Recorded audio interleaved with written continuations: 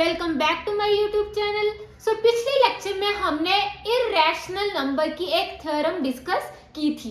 क्या थी वो थ्योरम, वो हम रिकॉल करते हैं कि अगर p हमारा कोई प्राइम नंबर है एंड a कोई पॉजिटिव इंटीजर है, तो अगर p a स्क्वायर को कंप्लीटली, ये we can say p a square को डिवाइड करता है, तो p a को भी डिवाइड करेगा। राइट, इस थ्योरम को हमने डिस्कस किया था। राइट, तो इसी थ्योरम का यूज करके हम प्रूव करेंगे कि √2 इज ए इर्रेशनल नंबर, और यही हमारा आज का टॉपिक है। So today's topic is prove that √2 is A irrational number. Right, तो इसको हम डिस्कस करते हैं। फुल कंसंट्रेशन के साथ समझना है स्टूडेंट। फर्स्ट हम एज्यूम करेंगे, let us assume √2 is a rational number. Right? So मैंने मान लिया कि √2 irrational नहीं है, rational number है. Right?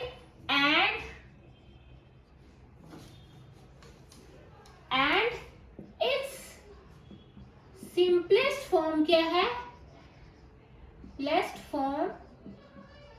So √2 को हम कैसे लिखेंगे? Is equal to a upon b। तो इसकी सिंपलेस्ट फॉर्म क्या है? a और b। और a और b क्या है? फर्स्ट ऑफ ऑल a और b क्या है? पॉजिटिव इंटीजर, और b हमारा कभी भी 0 नहीं हो सकता। राइट, और एक चीज जरूर याद रखनी है कि HCF इन दोनों का 1 होना चाहिए। ये हमारी कंडीशन है कि एक तो हमारा a और b एक इंटीजर होना चाहिए और b हमारा 0 नहीं चाहिए, और इन दोनों में HCF मतलब क्या है? इन दोनों में कॉमन क्या है? सिर्फ 1 ही कॉमन आए। राइट, कोई अदर नंबर कॉमन नहीं आए। तो ये हमने कंडीशन रख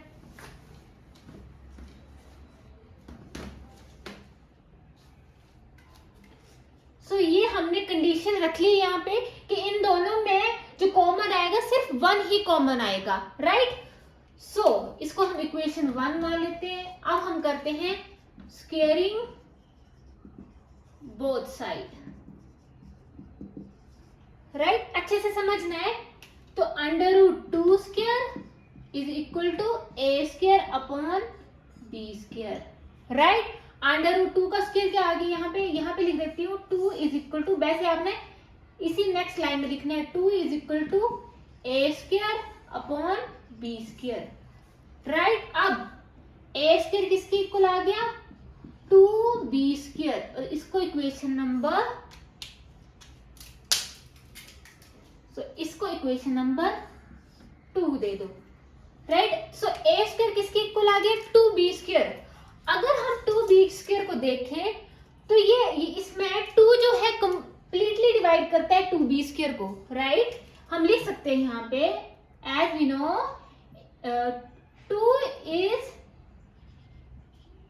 2 डिवाइड द 2b स्क्वायर। 2 क्या कर रहा है? ऐसे है ना, 2 divide the 2b square. Right, and और 2b स्क्वायर किसके इक्वल है? a स्क्वायर का। राइट, तो 2 जो है a स्क्वायर को भी डिवाइड करेगा, 2 डिवाइड a स्क्वायर। राइट, और हमने वी डिस्कस द थ्योरम, यहाँ पे लिखना है साइड में, we have discuss the theorem.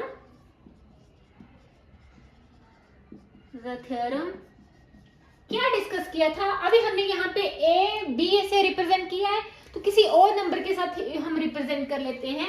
हमने थ्योरम डिस्कस किया था, अगर p डिवाइड करेगा x स्क्वायर को, then if p divide x square, then p also divide x।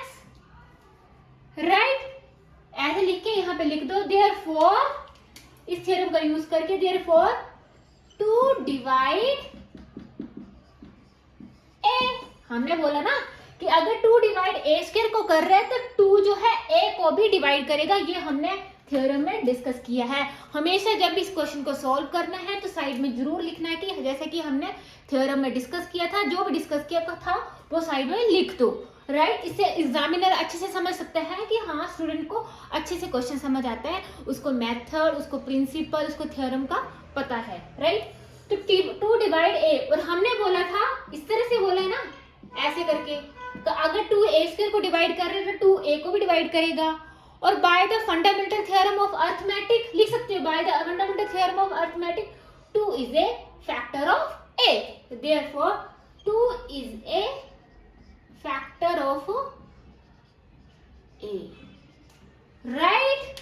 This is our third equation, right. तो सबसे पहले, अब ये कंप्लीट नहीं हुआ है, 2 is a factor of a, third equation आ गई। सो a किसके इक्वल आ गया, देखो ना, a के फैक्टर क्या आएंगे, 2 आगे, और c हमने कोई और some integer, some positive integer हमने मान लिया। ये हमारा क्या है, नेक्स्ट स्टेप। क्या किया हमने, सिस्टमैटिकली कर रहे हैं इस क्वेश्चन को। फर्स्ट ऑफ ऑल हमने एज्यूम किया कि √2 इज ए रैशनल नंबर, और उसकी सिंपलेस्ट फॉर्म लिख दी a/b। a और b हमारा इंटीजर है, b हमारा 0 नहीं होना चाहिए, और इन दोनों में कॉमन हमेशा 1 होना चाहिए, ये हमने कंडीशन रख दी, राइट। स्क्वायरिंग बोथ साइड कर दी, तो हमारा a² किसके इक्वल आ गया, 2b² के, राइट। अब हम देखें 2b² को, 2b² को 2 जो है डिवाइड कर रहे हैं, तो ये इसके इक्वल है, तो ये भी 2 जो है इसको भी डिवाइड करेगा, राइट। तो 2 आल्सो डिवाइड a², और थ्योरम हमने डिस्कस की थी, अगर 2 डिवाइड कर रहा है a² को तो 2 आल्सो डिवाइड a, और a क्या है, 2 क्या है, फैक्टर ऑफ a, ये 2 है, 2 क्योंकि a क्या है, इनसे मिलकर ही बना है ना, प्राइम फैक्टर से मिलकर ही बना है a, तो 2 is a factor of a, इसको हमने थर्ड इक्वेशन मान लिया। तो a के फैक्टर आए, एक तो 2 आ गया, और c हमने लिख दिया some positive integer. This is our fourth number, right. Next step में हम क्या करेंगे,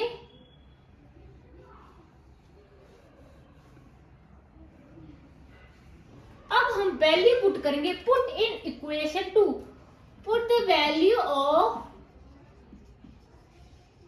इक्वेशन 4 इन इक्वेशन 2।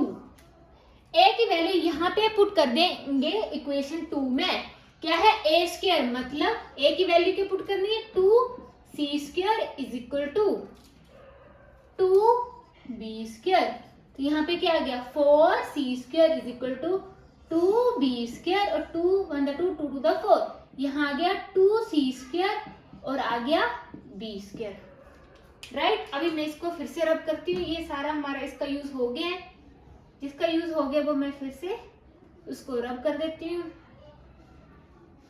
राइट। या इस साइड से लिख सकते हो आप, b² किसके इक्वल आ गया, 2c² के, है ना, 2c², राइट। अब सिमिलरली यहाँ पे भी ऐसे ही है कि 2 जो डिवाइड कर रहा है लिख सकते हो similarly 2 divide 2c², therefore 2c² किसके इक्वल है, b² को, तो 2 आल्सो डिवाइड किसको करेगा, b² को, और लिख देना by the use of principle we know 2 also divide b, and b is a, ये लिख देना 2 divide b, and 2 is a factor of b, and this is our fifth equation, right. तो हमने क्या क्या पता किया, 2 is a factor of a and 2 is a factor of b, right. तो अगर हम इक्वेशन 5 एंड 3 को देखें, from equation 3 and 5 we can see here,